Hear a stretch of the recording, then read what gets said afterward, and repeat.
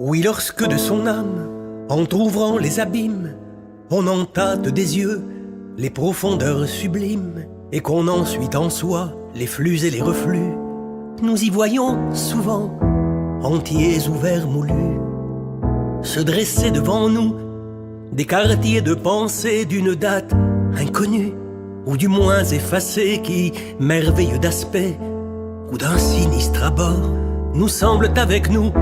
n'avoir aucun rapport, et sont on ne sait comme implantés dans nos têtes. Y sont-ils arrivés, portés par des tempêtes, qui, sans nous en douter, nous ont jadis surpris, et sont-ils demeurés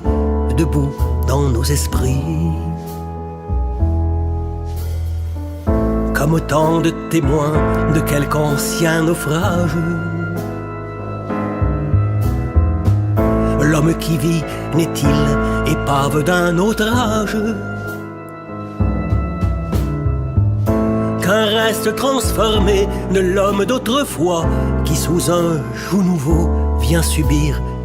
d'autres lois? L'homme semblable en tout au globe qu'il habite, a-t-il comme ce globe à décrire une orbite, et chaque époque en lui, comme sur son berceau, laisse-t-elle en fuyant la marque de son sceau?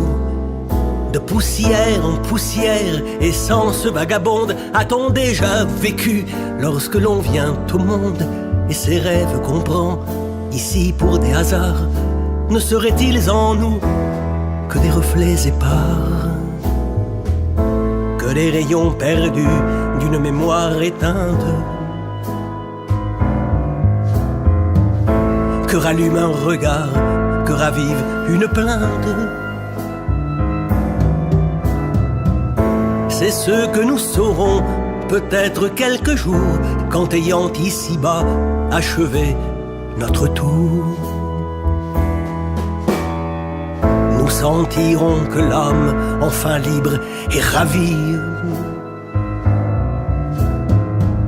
touche au dernier relais de sa dernière vie.